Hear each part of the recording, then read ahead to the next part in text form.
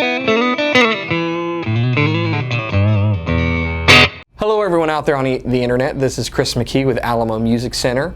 We are online at alamomusic.com and in beautiful San Antonio, Texas today to do a comparison for you, because we know that you love those, with the Fender Mustang III amp and the new, for 2017, Fender Mustang GT 100, which is the closest direct comparison or replacement for the Mustang III version 2 that Fender's had in its lineup for a number of years. So let's talk about some of the specs. We're going to do a brief playing comparison for you so you can hear the difference between the responsiveness and tone of these amplifiers.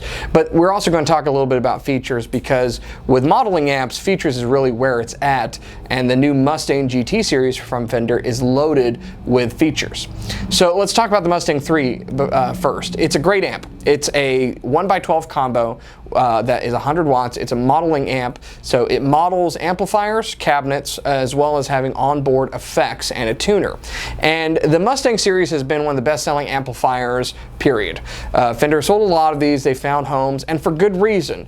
You know, whether you are a beginner, a student, someone who's playing at church, or someone who gigs regularly, in these amplifiers, you get a well-built amp from a premier manufacturer that's loaded with features. You're able to model different amps, different gain stages, different speaker response, and so forth. You can change the bias on the tubes, quote unquote, and have onboard effects, which has really been one of the big draws.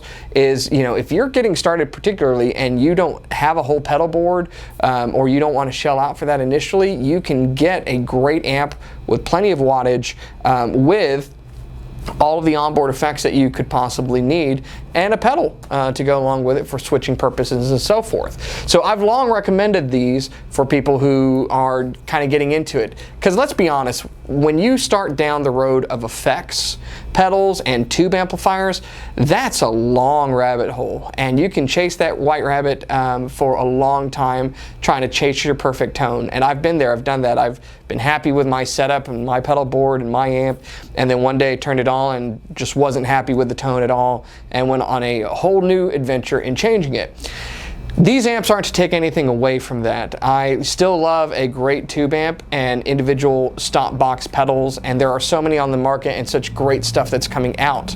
But there is something to be said for the convenience and availability of an all-in-one package that gives you access to convenience but also creativity. And that's really what the Mustang line has brought for many, many years. Now, the one issue, I would say, and not so much of an issue, but a trait of the Mustang III that's really been addressed with the new Mustang GT line, is the access, or the ease of use. There is a bit of a learning curve when you first utilize one of these amps. With the Mustang GT series, that has really been rectified, both with the onboard menu and the application that's available for smartphones, so that you can connect to this via Wi-Fi or Bluetooth and access the menus and change things on the fly. So they've taken the idea that was in the Mustang III, and that really the whole Mustang series, and just improved upon it, brought some new modern additions to the whole lineup, and some great functionality in the menus and the effects that you get. So, like I said, we know that this had amplifying or amplifier models. We know it had effects. It had a tuner, and it had some things where you could adjust the effects, the type of delay, and so forth. What does the Mustang GT bring to the situation here? Here's what it does. It builds upon that with all the modern convenience and functionality that we would expect, given the state of the marketplace today, with software, onboard effects, DSP, which is digital signal processing, stop box pedals from places like Earthquaker, Strymon, Eventide, and so forth. So you get a lot of these new modern innovations, again, in a single one-stop shop, all-in-one 100-watt 1x12 combo amp. In this Mustang GT, like I mentioned, we have Bluetooth capabilities, we have Wi-Fi. The Wi-Fi and the Bluetooth basically mean that you can access this, stream music, control menus, and update the firmware wirelessly. Now there's still USB connectivity.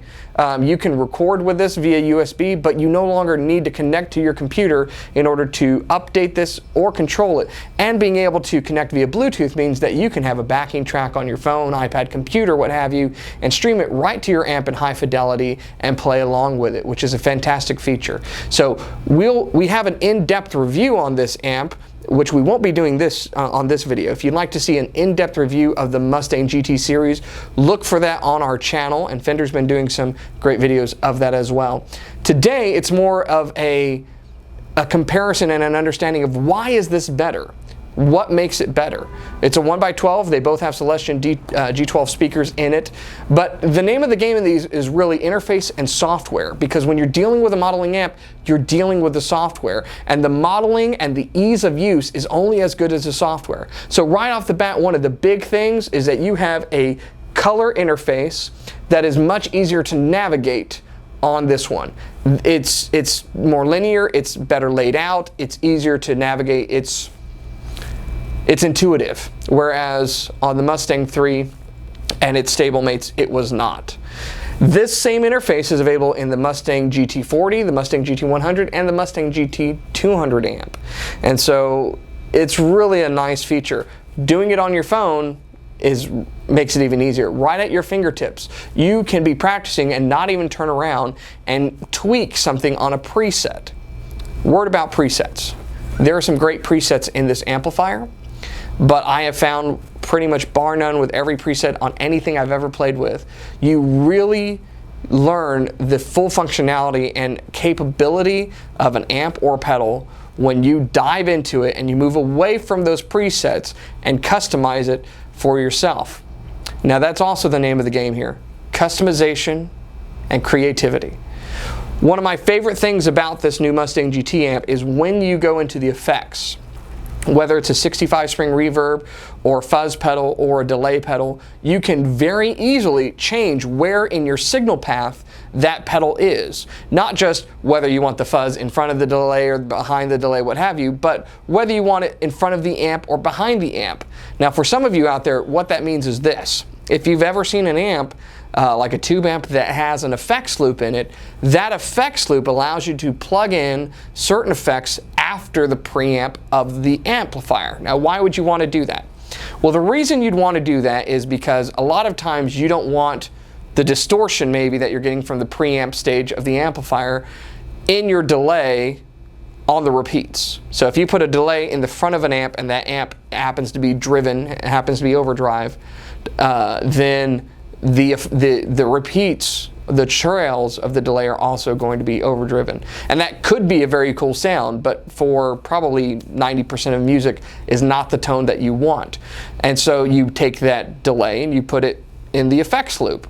This amp allows you to put that in the effects loop, post preamp stage, or in front.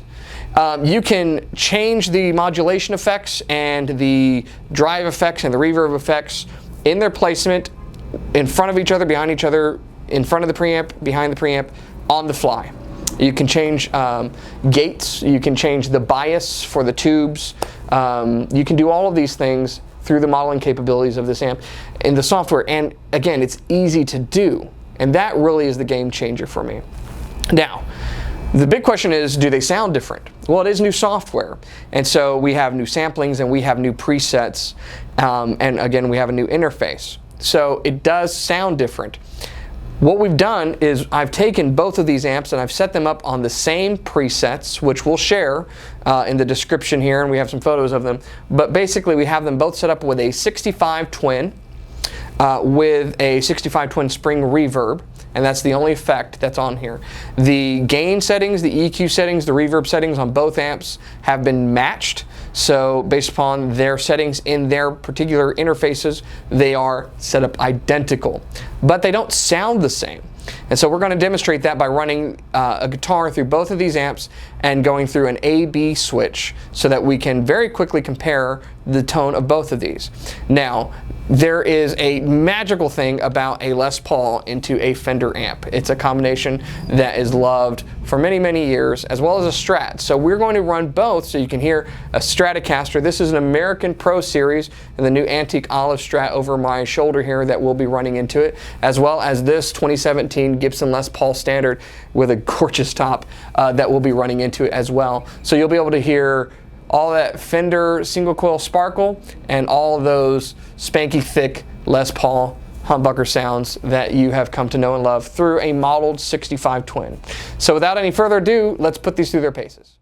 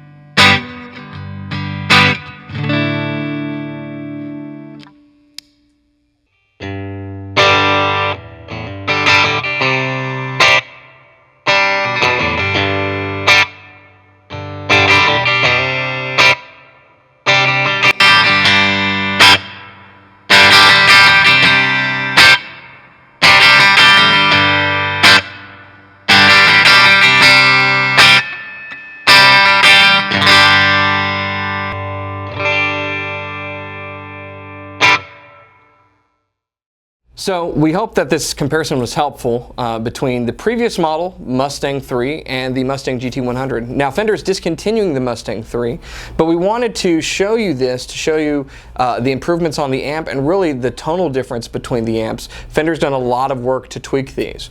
Now I do want to, here on the outro, make a bit of a kind of an idea for you guys on the internet. There's a great opportunity with these amps if you are in a band, but particularly I'm thinking of guys who are, say, worship guitar players. If you play in church, look, I know you've already got your Gretsch and your Strymon pedals and your Vox amp, and I'm poking fun at you, but I can do that because I'm one of you guys. You know, there's so many presets out there on the market for the various pedals that we have on our boards. But I think there's a strong case to be made that for a lot of churches that are out there that are playing modern worship songs, that there's a real bargain here with these amplifiers.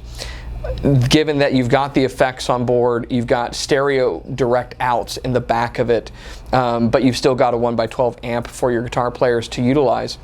And there's so many presets that, you know, now that these have hit the market, I don't think it should be that much longer before there's a preset for the latest Elevation album or Hillsong United album, so that you could have the tape delays and reverb settings as your favorite worship guitar player.